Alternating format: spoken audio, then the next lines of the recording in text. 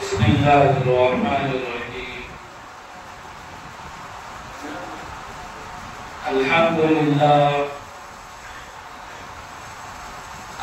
للہ وکفى وسلام علی عباده الذین اصطفى اما بعد فاعوذ باللہ من الشیطان الرجیم بسم اللہ الرحمن الرحیم یا ایھا الذین آمنوا کتب علیکم الصیام كما كتب على الذين من قبلكم لعلكم تتقون أياما معدودات صدق الله العظيم.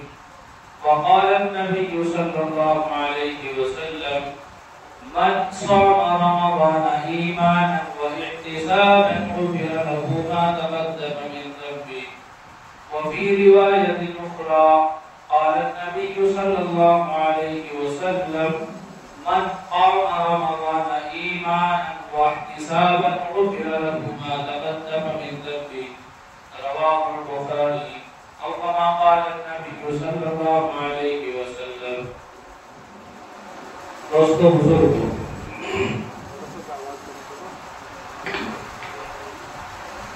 اللہ تعالیٰ نے ایک مرتبہ پھر ہمیں رمضان کے انتظار کرنے کا موقع عنایت فرمایا. شعبان کا یہ آخری جمعہ ہے اور آئندہ جو جمعہ ہوگا وہ رمضان المبارک کا پہلا جمعہ ہوگا انشاءاللہ. دوستو بزرگو، اللہ کے نبی صلی اللہ علیہ وسلم کا یہ معمول مبارک تھا کہ رمضان سے 2 مہینے پہلے ہی سے آپ ایک دعا فرمایا کرتے تھے، اللہم بارک لنا فی رجب و شعبان وبلغنا الی رمضان. اے اللہ، رجب اور شعبان کے مہینے میں برکت عطا فرما اور رمضان تک ہمیں پہنچا دیجیے. تو اللہ تعالیٰ کا اس بات پر ہمیں بہت ہی زیادہ شکر ادا کرنا چاہیے کہ اللہ تعالیٰ نے رمضان کے قریب تک ہمیں پہنچا دیا ہے. امید کرتے ہیں اور دعا بھی کرتے ہیں کہ انشاءاللہ اللہ تعالیٰ ہمیں رمضان بھی عطا فرمائے گا اور رمضان کے مبارک مہینے میں انشاءاللہ ہم اپنے سابقہ زندگی کی جو ہے تلافی بھی کریں گے اور آئندہ کے لیے عزائم بھی کریں گے اور اس آنے والے ماہ مبارک کی قدردانی بھی انشاءاللہ کریں گے. اللہ تعالیٰ ہم سب کو صحیح معنوں میں قدردانی کی توفیق نصیب کرے. دوستو بزرگو، اللہ تعالیٰ ہی کے رحم و کرم پر انسان دنیا میں آنکھیں کھولتا ہے اور ایام طفولیت اور ایام شباب گزار کر اور پوری زندگی گزار کر انسان اللہ کے پاس واپس پہنچتا ہے. اللہ تعالیٰ کسی کو جوانی میں بلا لیتے ہیں، کسی کو بڑھاپے میں، کسی کو بچپن ہی میں بلا لیتے ہیں. اللہ تعالیٰ بہتر جانتے ہیں کہ کس کے لیے کتنی زندگی صحیح ہے اور کس کو کتنے دن دنیا میں رہنا چاہیے. اللہ کا نظام ہے اور اللہ تعالیٰ نے انسان کے پیدا ہونے سے 50,000 سال پہلے یہ سب کچھ لکھ دیا ہے. انسان کو اور خصوصاً مسلمان کو اس بارے میں فکر مند ہونا چاہیے کہ ہمارے دنیا میں آنے کا کیا مقصد ہے اور اللہ تعالیٰ نے جو دنیا میں بھیجا ہے.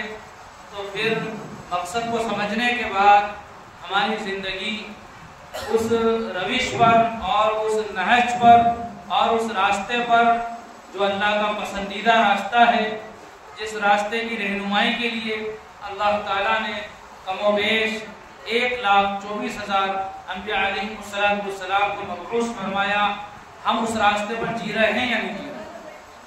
دوستو بزرگوں، ہر آنے والا کل، گزشتہ کل سے اور موجودہ دن سے انسان کو دور کر رہا ہے۔ آنے والا ہر لمحہ انسان کو موت کے قریب کر رہا ہے۔ آنے والا ہر دن انسان کو موت کے قریب کر رہا ہے اور زندگی سے دور کر رہا ہے۔ جیسے جیسے انسان کی زندگی بڑھ رہی ہے، عمر بڑھ رہی ہے، انسان موت کے قریب ہو رہا ہے۔ اور اللہ کے نبی صلی اللہ علیہ وسلم جو خاتم النبیین ہیں، سید المرسلین ہیں، فخر دو جہاں ہیں، اور اللہ تعالیٰ نے آپ ہی کے صدقے طفیل اس کائنات کو وجود عطا فرمایا۔ آپ جو سب سے زیادہ عقل والے، آپ جو شریعت کو لانے والے، آپ جو اللہ کے چہیتے، آپ جس کے لیے اللہ تعالیٰ نے اپنے نظام کو اور اپنے ان قوانین کو جو اللہ تعالیٰ کے طے شدہ ہیں، اللہ تعالیٰ نے بعض موقعوں پر ان میں ترمیم کر دی، ان میں تبدیلی کر دی۔ بتانا چاہ رہے ہیں کہ اللہ تعالیٰ نے پوری کائنات میں سب سے بڑی ہستی، سب سے بڑی شخصیت آپ صلی اللہ علیہ وسلم کی بنائی ہے۔ آپ سے افضل، آپ سے اشرف، آپ سے اکبر نہ آپ سے پہلے کوئی آیا ہے، نہ آپ کے بعد کوئی نبی آیا، نہ آپ کے بعد کوئی آپ سے افضل آیا۔ دوستو بزرگوں، انسان کی زندگی ایک سیل رواں کی طرح گزر رہی ہے، ایک بہاؤ کی طرح انسان کی زندگی گزر رہی ہے۔ اس زندگی کو دوام نہیں ہے، ٹھہراؤ نہیں ہے، مستقر نہیں ہے، اور یہ یاد رکھو کہ مرنے کے بعد کوئی مفر نہیں ہے، مرنے کے بعد کوئی چھٹکارا نہیں ہے، مرنے کے بعد کوئی بھاگنے کا راستہ نہیں ہے، کوئی نکلنے کے لیے گنجائش نہیں ہے۔ مرنے کے بعد جو زندگی ہے، عالم بالا کی جو زندگی ہے، آخرت کی جو زندگی ہے، وہ دائمی زندگی ہے، وہی اصل زندگی ہے، وہی اصل ٹھکانہ ہے جہاں پر انسان کو ہمیشہ ہمیشہ رہنا ہوگا۔ دنیا کی زندگی آخرت کے مقابلے میں بہت تھوڑی سی زندگی ہے، چند روزہ زندگی ہے، ایک عارضی زندگی ہے۔ دوستو بزرگوں، عارضی زندگی میں انسان اس وقت اگر ہم دیکھیں، غور کریں، حالات کا جائزہ لیں، اپنے نفس کا محاسبہ کریں، اپنے قرب و جوار پر نظر کریں، فکر مند ہو کر سوچیں، تو ہم اس نتیجے پر پہنچیں گے کہ خالق کائنات نے انسان کو جس مقصد کے لیے وجود عطا فرمایا تھا، انسان اس مقصد سے ہٹ گیا ہے۔ دوستو بزرگوں، اللہ تعالیٰ نے اس مقصد پر واپس لانے کے لیے، جس مقصد کے لیے انسان کو اللہ کی دنیا میں بھیجا ہے، وقتاً فوقتاً ایسے موقع رکھے ہیں، ایسے مراحل رکھے ہیں، ایسے اللہ تعالیٰ نے موسم رکھے ہیں کہ جن کے ذریعے انسان اس مقصد کو پہچان سکتا ہے اور حقیقی نہج پر آ سکتا ہے، صحیح روش پر اپنی زندگی کو لا سکتا ہے۔ انہی مواقع میں سے، انہی مراحل میں سے اللہ تعالیٰ نے ایک مبارک اور سب سے اہم اور قیمتی موقع رمضان المبارک کا رکھا ہے۔ رمضان المبارک یہ بڑا مقدس مہینہ ہے، یہ ایسا مہینہ ہے کہ اگر غور کریں، ہم بزرگوں کی زندگی پڑھیں ہم، تو ہمیں پتہ چلے گا کہ ہم اس کا ہزارواں حصہ بھی ادا نہیں کر رہے۔ نبی اکرم صلی اللہ علیہ وسلم جیسا کہ آپ کے فضائل اور آپ کے کمالات اور آپ کی افضلیت اور اہمیت اور اشرفیت جو میں نے بھی آپ کے سامنے ذکر کی ہے کہ آپ سے زیادہ افضل نہ کوئی آیا ہے نہ کوئی آئے گا۔ آپ ہی وہ واحد ہستی ہیں جن کے لیے اللہ نے اس کائنات کو وجود عطا فرمایا۔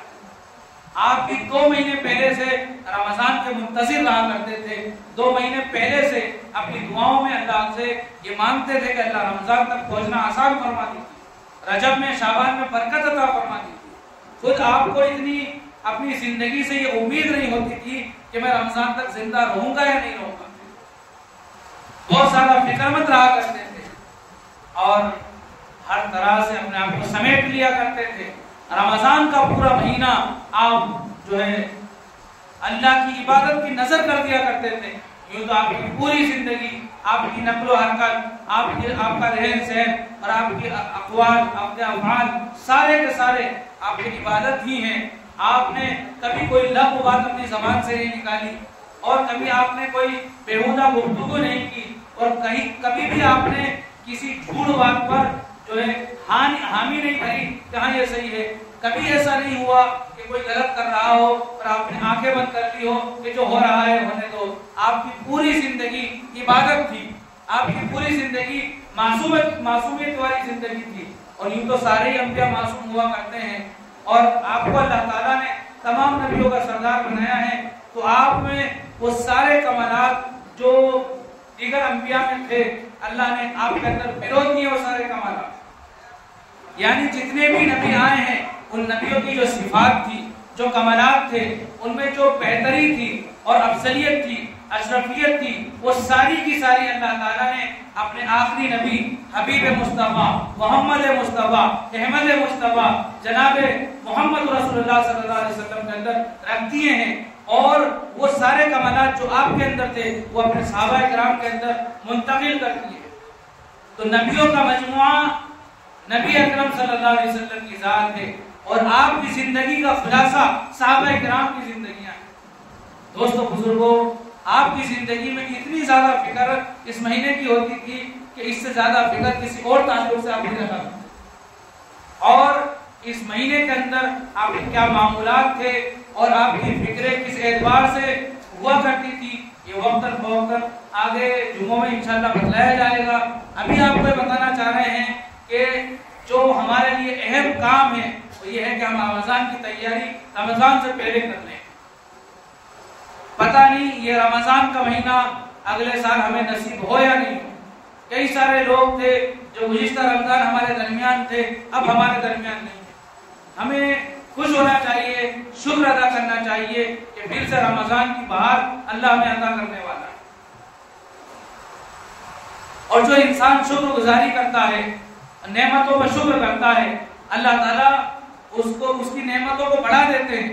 और जो नेमतों से गफलत बरतता है, और गफलत बरतना ही नाशुक्री करना है, तो अल्लाह ताला उसको जो है अज़ाब में मुब्तला कर देते हैं, आजमाइशों में उलझा देते हैं, फिर उसको संभलने का और समझने का मौका नसीब नहीं होता।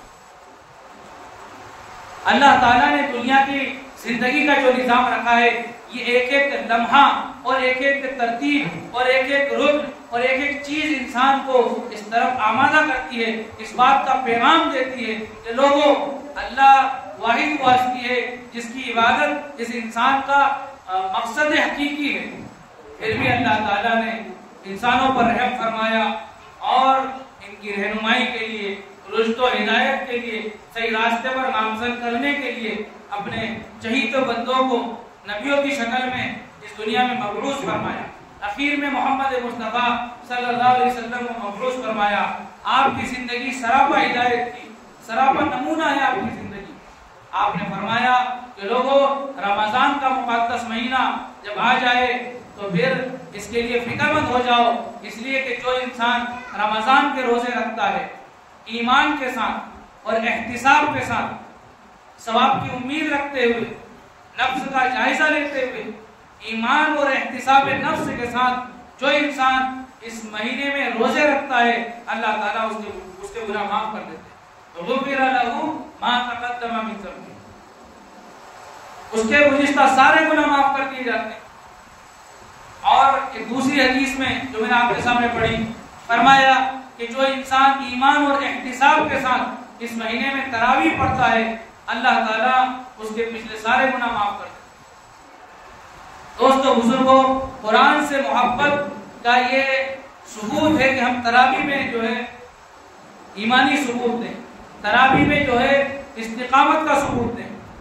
अगर हमें कुरान से मोहब्बत है तो हम तरावीह पढ़ें, और तरावीह पढ़ना ये कुरान से मोहब्बत का भी सबूत है और अल्लाह से मोहब्बत का भी सबूत है। ये कुरान करीम अल्लाह ताला की ऐसी किताब है, ऐसी मुकद्दस किताब है कि इसको पहाड़ों ने कबूल नहीं किया। जब ये कुरान करीम पहाड़ों के ऊपर नाज़िल किया गया तो पहाड़ इसको कबूल करने से आजिज आ गए, और अल्लाह ताला ने फरमाया अगर ये कुरान करीम पहाड़ों पर नाज़िल किया जाता तो इसकी जलालत शान की वजह से पहाड़ रेजा रेजा हो जाता। लेकिन ये इंसान नादान था जिसने कुरान के बोझ को उठाया। अल्लाह ताला ने इसके बोझ को उठाने की सलाहियत इसके अंदर पिरो दी, इसके अंदर वो सलाहियत रख दी, इसलिए कि इसने इस हिदायत नामे को कबूल किया है। अब अल्लाह ताला ने इसकी हिफाजत की जिम्मेदारी भी इंसान के जिम्मे लगाई है।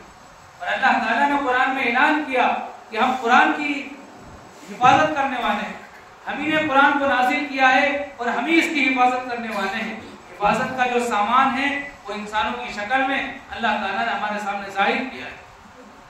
قرآن کو نازل کرنے والا اللہ، اس کی حفاظت کی ذمہ داری لینے والا اللہ۔ درمیان میں ایک بات کہوں، گزشتہ نبیوں پر بھی کتابیں نازل ہوئی، صحیفے نازل ہوئے، ان کی حفاظت کی ذمہ داری اللہ نے نہیں لی، وہ نبیوں کے حیات تک نبیوں کے ذمہ رہی اور نبیوں کے بعد ان کی امتوں کے ذمہ رہی۔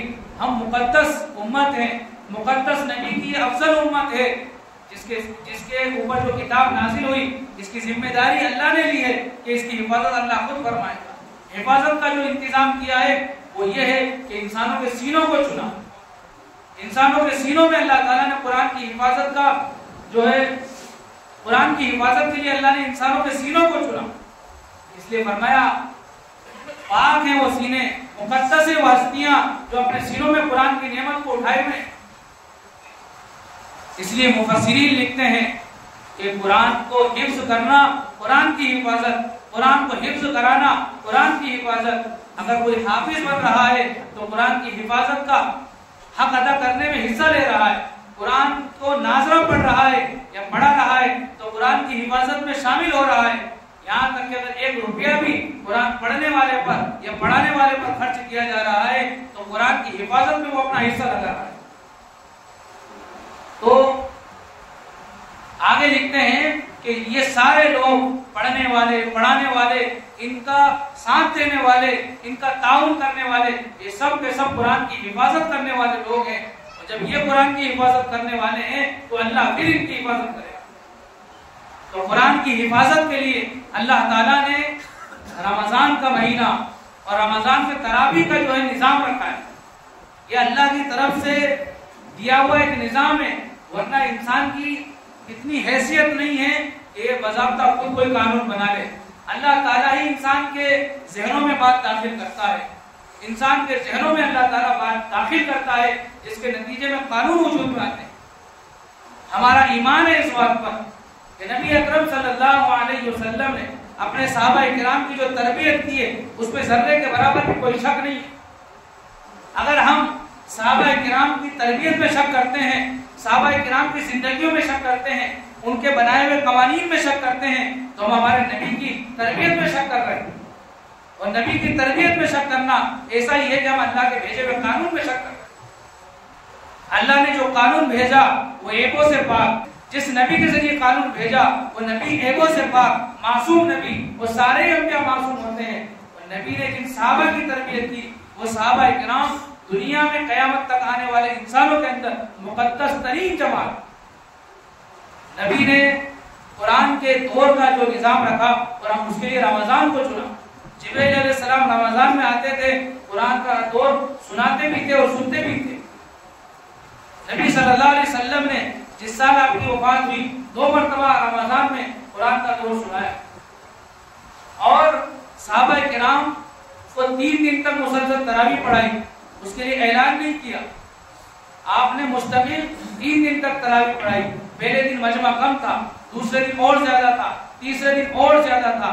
آپ نے یہ سوچ کر کہ کہیں ایسا نہ ہو یہ فرض قرار دے دی جائے اور پھر اس کا چھوڑنے والا بھی جو ہے برائے کبیرہ کا مرتکب ہو جائے، اس لیے آپ نے 3 دن پر اکتفا کیا۔ لیکن نبی کی منشا یہ تھی کہ تراویح کا نظام ہو، تراویح کا نظام ہو اور سارے لوگ تراویح پڑھنے والے بنے۔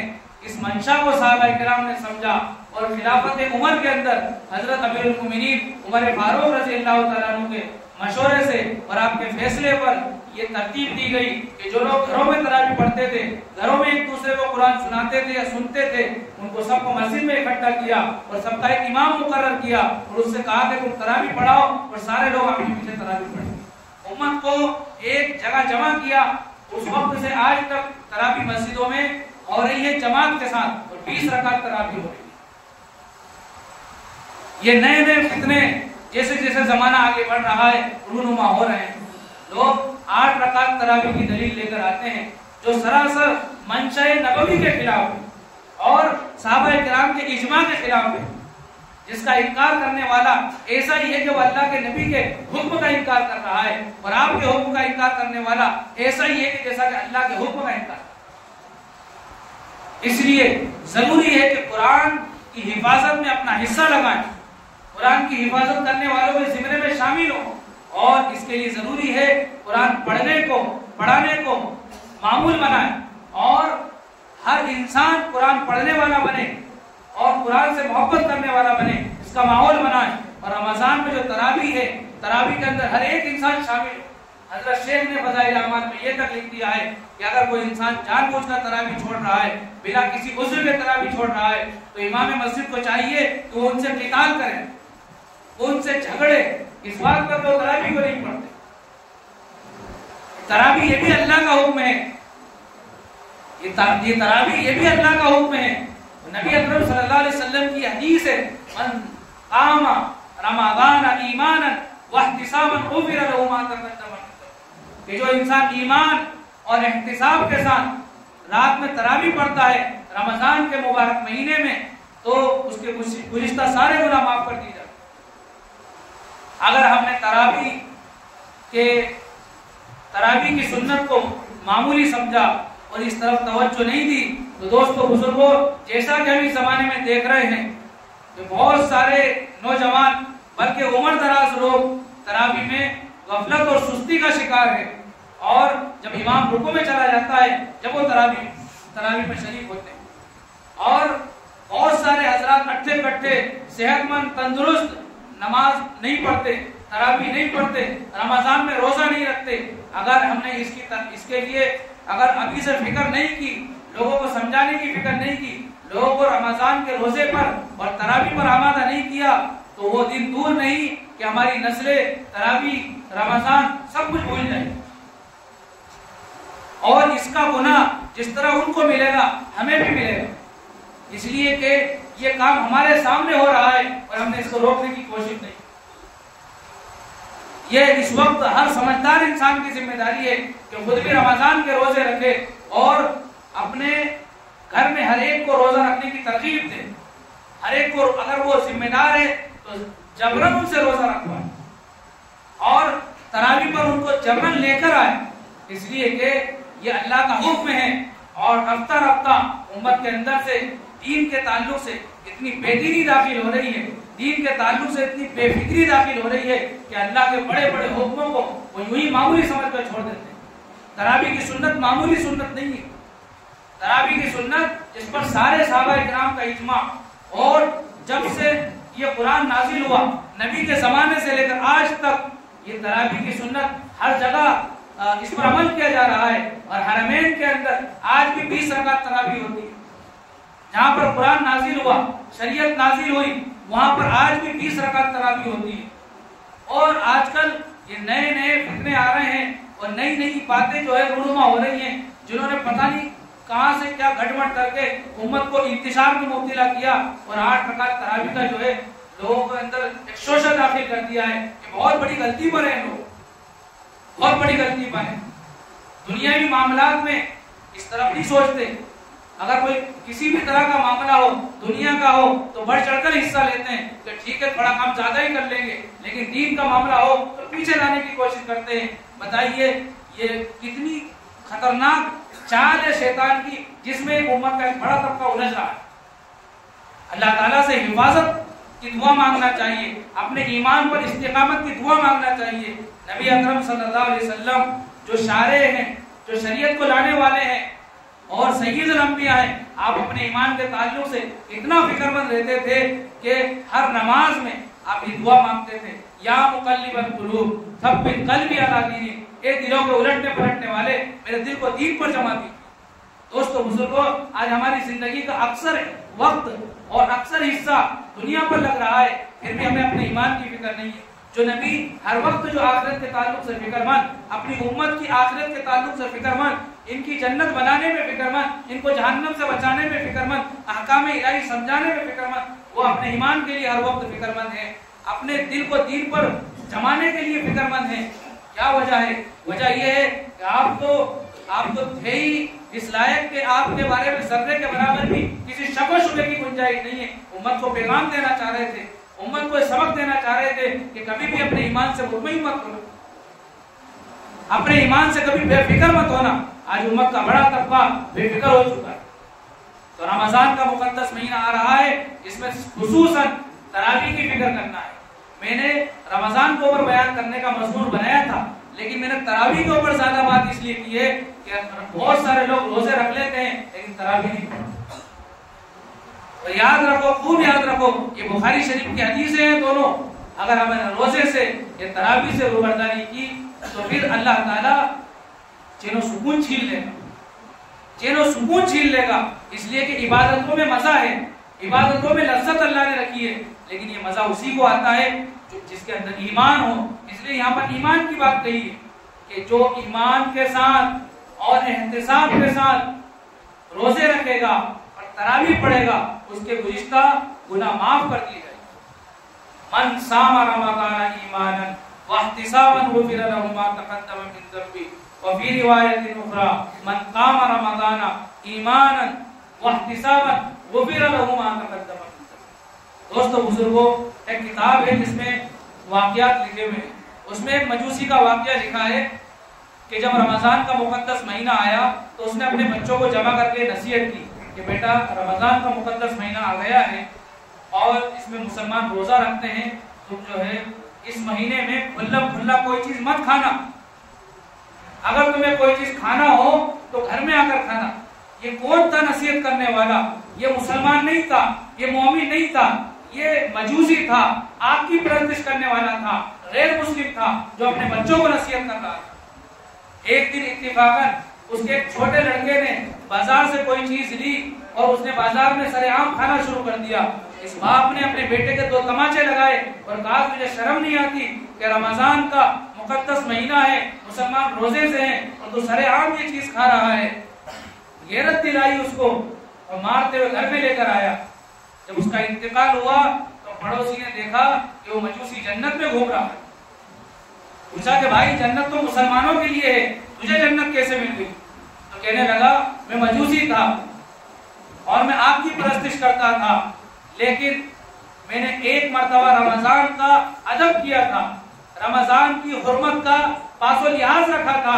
अल्लाह ताला ने इसी पर मरने से पहले मुझे ईमान की तौफीक से नवाजा और मुझे आज जन्नत में आला मकाम अता किया। दोस्तों बुजुर्गों, हमारे मुआशरे में बहुत सारे नौजवान, बुजुर्ग, बच्चे, हर तबके में से ऐसे लोग मौजूद हैं जो रोजा नहीं रखते हैं और सरेआम खाते पीते हैं, और उनसे कहा जाता है तो कहते हैं हमारा जवाब हम देंगे, तुम अपनी सोचो। बहुत सारे नादान मुसलमान ऐसे हैं जो कहते हैं रोजा वो रखे जिसके घर में खाने का ना हो। किसी जमाने में जुमला सुनने में आता था, रोजा जाने और पठान जाने, रमजान जाने और पठान जाने। आज तो यानी किसी जमाने में इन लोगों की ये अमल था कि वो रमजान के रोजे को नहीं छोड़ते थे, इबादत में बहुत ज्यादा फिक्रमंद और मोहतात रहते थे, कोई भी इबादत नहीं छोड़ते थे। आज तो एक रिक्शा वाले को देखा, रमजान के महीने में सिर्फ पान खा रखा था। पूछा कौन? कहा पठान। आज का तो पठान भी नहीं जानता कि रोजा क्या, रमजान क्या। दोस्तों बुजुर्गों, ये इतनी बड़ी बददीनी और बेदीनी हमारे मुआशरे में दाखिल हो गई है कि अल्लाह ताला के सरी अहकाम को हम जो है ऐसे मामूली समझकर छोड़ देते हैं, जैसा कि कोई चीज है ही नहीं। रोजा तो रमजान कोई चीज है ही नहीं। सिर्फ टोपी लगाने से और इफ्तारी कर लेने से या मगरिब की नमाज पढ़ लेने से रमजान का हक अदा नहीं होगा। सिर्फ 4 दिन तरावी पढ़ लेने से और 4 दिन रोजे रखकर मस्जिद में जो है पड़ाव डालने से रमजान का हक अदा नहीं होगा।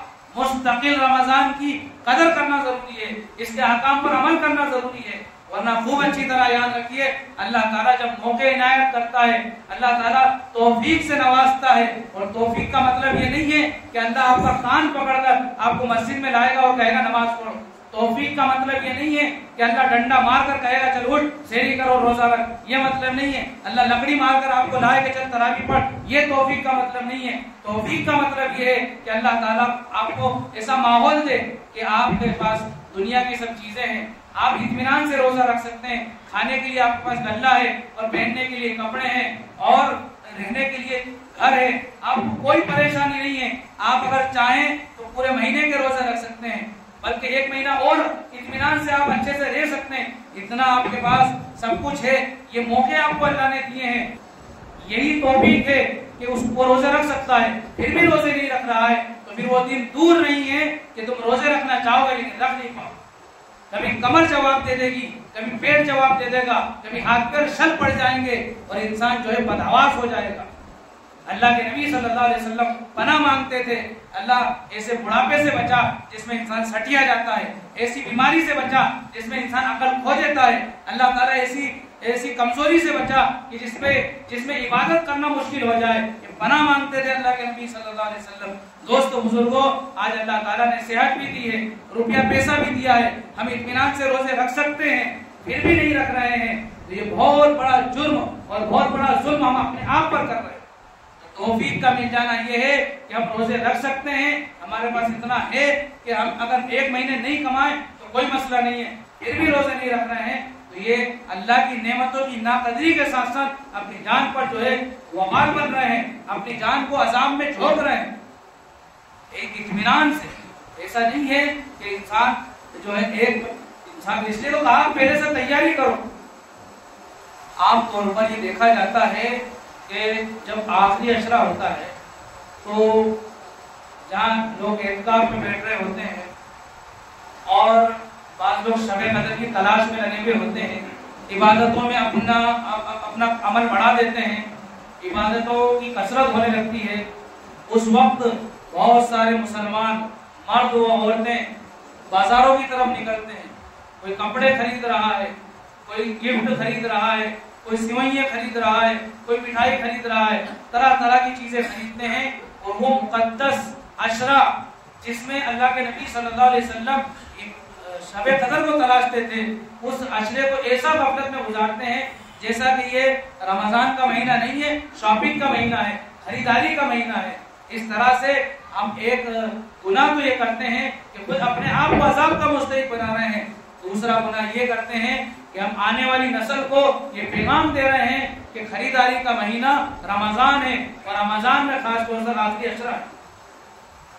دوستو بزرگوں, اس لیے بچنے کی ضرورت ہے.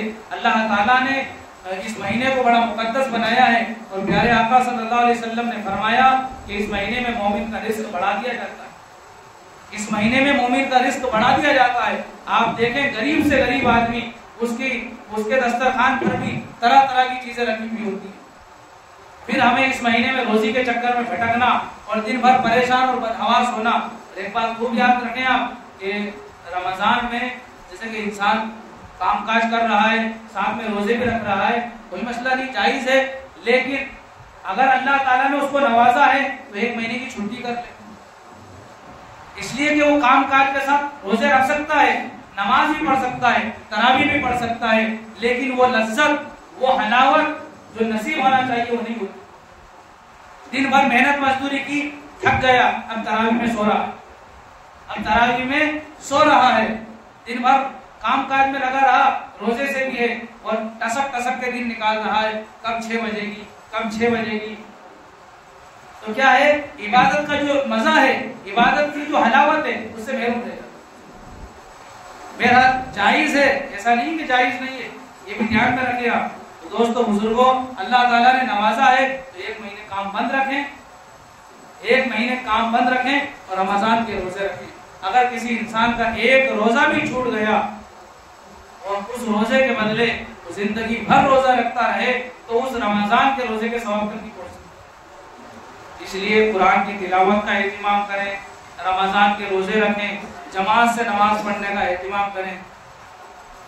علامہ صحابی رحمۃ اللہ علیہ کا ایک واقعہ سنا کر بات ختم کروں کہ ایک شخص نے, ایک بزرگ ان کی جماعت کی نماز چھوٹ گئی, جماعت سے نماز چھوٹ گئی ہوتی تو ایک نماز پڑھنے پر 27 درجے ثواب ملتا ہے.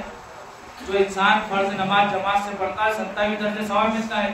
جماعت کی نماز چھوٹ گئی تو انہوں نے 27 مرتبہ اس نماز کو پڑھا. رات کو خواب میں دیکھا کہ ایک صاحب ہیں جو سواری پر سوار ہیں اور اپنی سواری کو ہانکتے ہوئے آگے جانا ہے. دونوں کے پاس ایک جیسی سواری ہے اور یہ بھی سواری کو ان کے برابر کرنا چاہتے ہیں لیکن برابر نہیں کر پا رہے ہیں. تو پھر انہوں نے آواز دے کر کہا کہ بھائی تیرے پاس بھی ویسی سواری جیسا کہ میرے پاس ہے، پھر میں اتنا پیچھے کیوں ہوں؟ تو انہوں نے کہا کہ میں نے عشاء کی نماز جماعت سے پڑھی تھی اور تو نے بغیر جماعت کے پڑھی تھی، تو چاہے جتنی کوشش کر لے ایک جماعت کے ثواب تک نہیں پہنچ سکتی۔ اس لیے دوستو بزرگوں، نمازوں کو جماعت کے ساتھ پڑھیں، تکبیر اولیٰ کے ساتھ پڑھیں، اور ماحول ایسا بنائیں کہ اللہ تعالیٰ کو ہمارے اوپر رحم آ جائے۔ آج ہمارے بدعمالیوں کے نتیجے میں اللہ تعالیٰ ناراض ہے، اللہ تعالیٰ غصے میں ہے، حالات جو ہے چاروں طرف سے ہیں۔ اس رمضان کو قیمتی بنائیں، اپنے لیے، اپنی مستی کے لیے، اپنے رشتہ داروں کے لیے، خاندان والوں کے لیے اور پوری امت مسلمہ کے لیے دعا مانگنے کا جو ہے بہترین سیزن سمجھیں اور قیمتی بنائیں۔ اللہ تعالیٰ عمل کی توفیق عطا فرمائے، ہمیں اس مہینے کی جیسی قدر کرنا چاہیے ویسی قدردانی کی توفیق عطا فرمائے۔ آمین و آخر دعوانا الحمدللہ۔